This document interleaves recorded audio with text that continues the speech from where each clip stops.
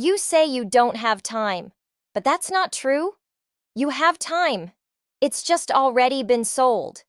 To your boss, to your commute, to the algorithm that owns your attention, to the economy that treats your hours like inventory, your days like stock to be traded. They call it time management. But you're not managing time. You're renting out your life in 15-minute blocks, selling your presence by the hour, trading your attention for pennies while someone else profits from your focus. Think about your calendar. Color-coded, optimized, packed from sunrise to midnight, meetings, deadlines, self-care slots. Even your downtime is scheduled. But who does it really serve? Not you. It serves the illusion that you're in control, while your life runs on rails laid by someone else. You wake up at 6 a.m. to maximize your day. You journal. You meditate. You drink lemon water. You call it a morning routine. But it's just pre-work labor, unpaid, invisible, and mandatory if you want to survive the day without breaking down. Meanwhile, the people who own the system? They take naps. They delegate. They disappear for weeks on end. They don't track their time. They own it. And you? You beg for scraps of it like it's a privilege, not a birthright. And don't get me started on free time. You scroll for 30 minutes and call it a break. But your mind never stops working. It's still solving problems from work, replaying awkward conversations, planning tomorrow's survival. Even your rest is haunted by the ghost of productivity.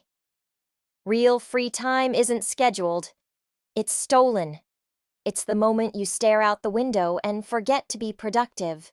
It's the silence between thoughts. It's the space where you remember you're human, not a machine. But the system fears that space. Because a mind at rest starts asking dangerous questions. Why am I so tired? Who benefits from my burnout? What if I just stopped? So they fill every second with noise, notifications that mimic urgency, deadlines that feel life or death, the endless scroll that promises relief but delivers exhaustion, the lie that you're wasting time if you're not producing, consuming, or optimizing. Even your hobbies have been colonized.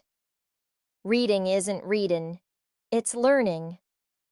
Walking isn't walking, it's steps toward fitness goals. Thinking isn't thinking, it's strategic reflection. Nothing is allowed to exist just for the joy of it. Everything must serve a purpose, and that purpose is never yours. Here's the uncomfortable truth. Your time was never yours to begin with. It was sold the moment you signed your first contract. The moment you agreed that your life could be measured in output, in deliverables, in KPIs. The moment you accepted that your worth is tied to how much you can produce before you collapse. They call it the grind. But it's just slow extraction. Your energy, your creativity, your attention. All harvested, packaged, and sold back to you as focus tools and productivity systems. And the cruelest part? You're told it's your fault if you can't keep up. If you just managed your time better. If you just woke up earlier. If you just tried harder. As if exhaustion is a moral failing, not a design feature. But you can take it back. Not by optimizing, not by hustling harder, but by refusing to apologize for existing without purpose. Sit in silence. Breathe without a timer. Let your mind wander where it wants, even if it leads nowhere.